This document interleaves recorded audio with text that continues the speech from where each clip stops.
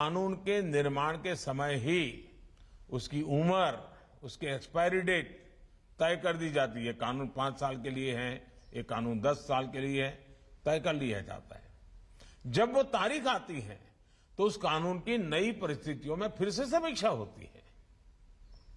भारत में भी हमें इसी भावना को लेकर आगे बढ़ना है।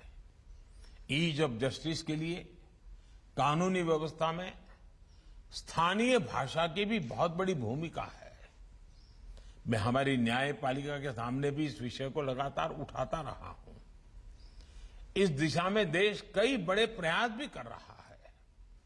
किसी भी नागरिक के लिए कानून की भाषा बाधा न बने, हर राज्य इसके लिए भी काम करे, इसके लिए हमें लॉजिस्टिक्स और इंफ्रास्ट्रक्चर का सपोर्ट भी चाहिए होगा। और युवाओं के लिए मातृभाषा में एकेडमिक इकोसिस्टम भी बनाना होगा। लॉ से जुड़े कोर्सेज मातृभाषा में हो, हमारे कानून सहज सरल भाषा में लिखे जाएं, हाई कोर्ट्स और सुप्रीम कोर्ट के महत्वपूर्ण केसेस की डिजिटल लाइब्रेरी स्थानीय भाषा में हो, इसके लिए हमें काम करना होगा।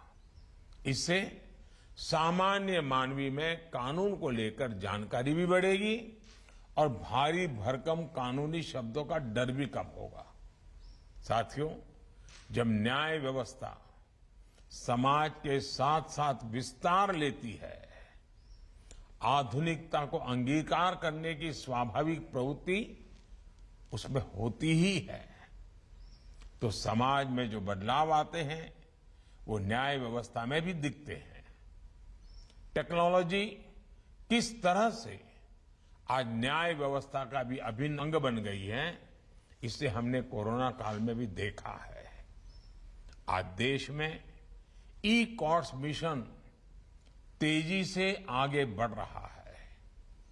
वर्चुअल हियरिंग और वर्चुअल पेशी जैसी व्यवस्थाएं अब हमारे लीगल सिस्टम का हिस्सा बन रही है।